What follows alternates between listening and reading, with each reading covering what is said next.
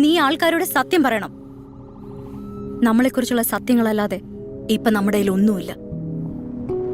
ഒളിയും മറയൂലാതെ സംസാരിക്കുന്നവരെ ആളുകൾ വിശ്വസിക്കും, കൂടെ നിൽക്കും. അങ്ങനെ ഒരു പെൺകുട്ടീനെ എനിക്കറിയില്ല, ഞാൻ കണ്ടിട്ടില്ല, ഞാൻ അവര് സംസാരിച്ചിട്ടില്ല. എൻ്റെ അങ്ങനെ തെളിവുകളൊന്നുമില്ല. പക്ഷെ ഞാനത് പ്രൂവ് ചെയ്യാൻ വേണ്ടിയിട്ട് എൻ്റെ എല്ലാ വഴികളും ഞാൻ ശ്രമിക്കുന്നതാണ്. ഈ പീഡനം നടന്ന ദിവസം താങ്കൾ പറയുന്നത് ഡിസംബർ 14, 15, 16 ഞങ്ങൾ അതിൽ നിവിൻ പുലിയെ കൂടി ഒന്ന് ബന്ധപ്പെടാൻ ശ്രമിക്കുന്നുണ്ട്. ആ ദിവസം ഇദ്ദേഹം അവിടെയാണെന്ന് താങ്കൾ ഉറപ്പിച്ചല്ലോ അല്ലേ? ഡിസംബർ മാസമാണെന്നുള്ള കാര്യം 14, 15, 16. അതെ അതെ. ഓക്കേ. Excuse me. നിങ്ങൾക്ക് രണ്ടുപേർക്കും ദൈവത്തിൽ വിശ്വാസമുണ്ടോ? ഉണ്ടെങ്കിൽ അദ്ദേഹത്തെ ഒന്ന് വിളിച്ചോളൂ. കാരണം ഇനി പുള്ളിക്കാരന് മാത്രമേ നിങ്ങളെ രക്ഷിക്കാൻ പറ്റൂ. മനസ്സിലായില്ല. അതാ നോക്കൂ, മുറ്റത്തൊരു മൈന. അതെ, ഡിസംബർ 14 രാവിലെ തൊട്ട് നിവിൻ നമ്മുടെ കൂടെ ഉണ്ടായിരുന്നു.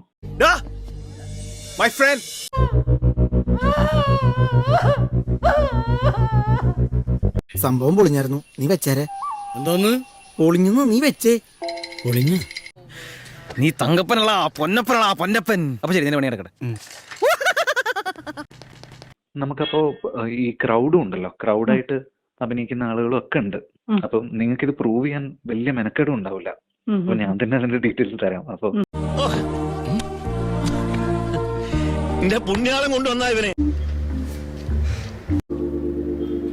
പറ്റിപ്പോയി സാർ. പറ്റിപ്പോയി.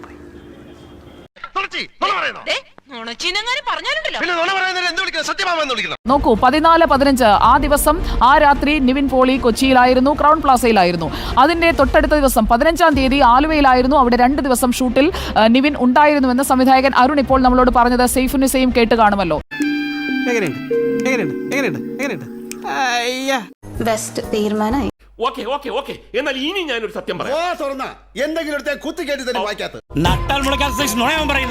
സാറ് കള്ളം പറയുന്നതിൽ PhD എടുത്തിട്ടുണ്ടോ? ഇതിൽ നിന്ന് നമ്മൾ എത്തേണ്ട അനുമാനം എന്താണ്? ഈ പരാതിക്കാരി പറഞ്ഞ 3 തീയതികളും തെറ്റുകയാണല്ലോ സൈഫുനിസ.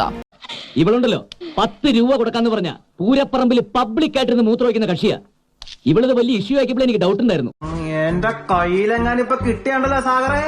കിട്ടിയാ ഞാൻ അടിച്ചവളുടെ കാരണേ വിളി. വിനീത് ശ്രീനിവാസനോട് ചോദിച്ചു കഴിഞ്ഞപ്പോൾ കൃത്യമായി ആ ഷൂട്ടിന്റെ ഡേറ്റ് അടക്കം കിട്ടുന്നു. പരാതിക്കാരി പറഞ്ഞ തീയതിയിൽ ഈ വർഷങ്ങൾക്ക് ശേഷം സിനിമയുടെ ഷൂട്ട് കൊച്ചിയിൽ നടക്കുകയായിരുന്നു.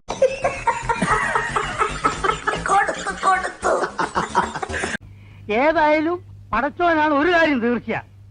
നമ്മൾ വിചാരിച്ചോ നല്ല ഉള്ളി. നിങ്ങളെങ്ങനെ വിചാരിച്ചു? ഞാൻ വിചാരിച്ച നല്ലൊരു പെൺകുട്ടിയാണ്. ഓക്കാണ് മോനെ. ഒരാവേശത്തിലെടുത്ത് ചാടി വേണ്ടായിരുന്നു അല്ലേ?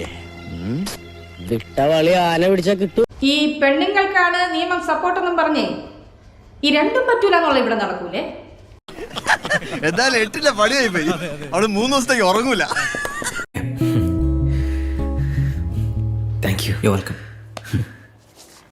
അപ്പൊ ഈ കയ്യടി മൊത്തം എനിക്കാണ്. ഒറ്റയ്ക്ക് വരുമ്പോ പവർ കുറച്ച് കൂടും സാറേ.